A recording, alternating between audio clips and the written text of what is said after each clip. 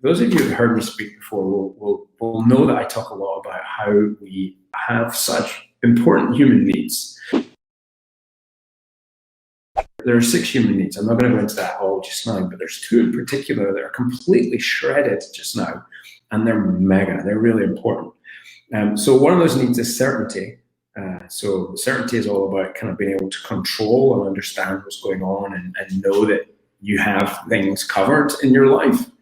And then the other one is connection, or love and connection. Certainty is a convenience-driven, instantly available, utterly impatient society that we've become has just been shredded. And then one of the ways that we connect, whether it's on devices or with each other, but the healthy level of connection, our face-to-face, our human, our analog interactions, if you will, is also shredded. Like social distancing means that we can't do that. So what I noticed in me was I was spending more time. I noticed in me, it's really easy to lose our way. And I think last week I had lost my way and I did it by spending too much time on news sites. I did it by checking the death counter and the curves on infection rates, like I'm some kind of epidemiologist, but you can't, I couldn't help it as a vet. And also it's rubbernecking on the freeway when you see a crash, you can't not look right. But I was finding myself on Facebook, and what I was doing was I was picking up a lot of rocks that just weren't mine to pick up. Comments here, there. I was being dragged into fights and doing things that I wouldn't normally do, and I could resist. And so it's so easy for us to lose our way. And so I found myself over the weekend hitting a reset button, and I deleted Facebook from my phone. I deleted LinkedIn from my phone.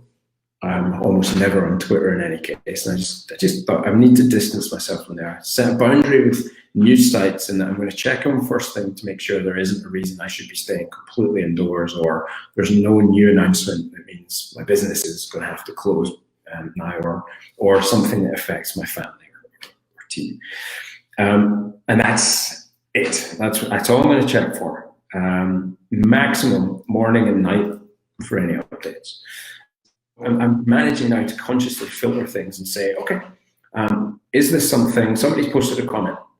How do I feel about that comment? A little triggered. Is this a fight you're going to win? Does it matter? Does it matter? No, fine, walk on by, leave it, and it's gone. And it's having a much lighter touch on the stuff that doesn't matter, which is freeing me up to focus very much on the things that do matter, like making sure my team here at Roundwoods are looked after, making sure that I can dedicate energy to the community, the veterinary community who cares to engage with me, and that I've got a better reserve tank for helping people. So that was about putting my own oxygen mask on beforehand. There's been a lot about talk about social distancing. I'm now social media distancing. And I understand the irony that I'm saying to this on Facebook, but I think with some rules. I'm not saying stay away from technology, because it's all we've got, a lot of us, to connect. But I think very clearly now, what's helped me, and I offer this not just, I'm not saying this is the most right advice, and I'm not claiming to be right, but what I am saying is this has worked for me. Okay, and maybe it would work for you, and you can take it or leave it, but I think there's no harm. So number one strategy for me for social distancing is stay the hell away. Social media distancing is to stay the heck away from news sites, except to gather fact as it pertains to my area. Number two, stop reading opinion pieces. They're all bullshit, riddled with inaccuracies, riddled with editorial bias. And nobody knows jack shit about what's going on now, realistically. Everything changes. Number three, don't look at macabre, stressful things that almost make you numb a little bit to the gravity of the situation, like a death counter. It's so easy for people just to become numbers and to numb to that. And every one of those numbers is somebody who is lives have been devastated around, which is pretty horrible. Number 4 is only go on social for specific life-affirming things that are useful. So I am using Messenger to communicate with my friends. I am using social to broadcast this just now and interact with comments on people who are meaningful to me. But I have unfollowed, I can't tell you how many people I've unfollowed, because I don't want the comments of 500 or 600 people who I don't know that well and their opinions showing up in my feed. I was losing my way because of that content. So I've gotten that out of my life. And then the next thing I've been doing is feeding my need for connection. So I've taken back a little control and brought some more certainty into my life by those tactics.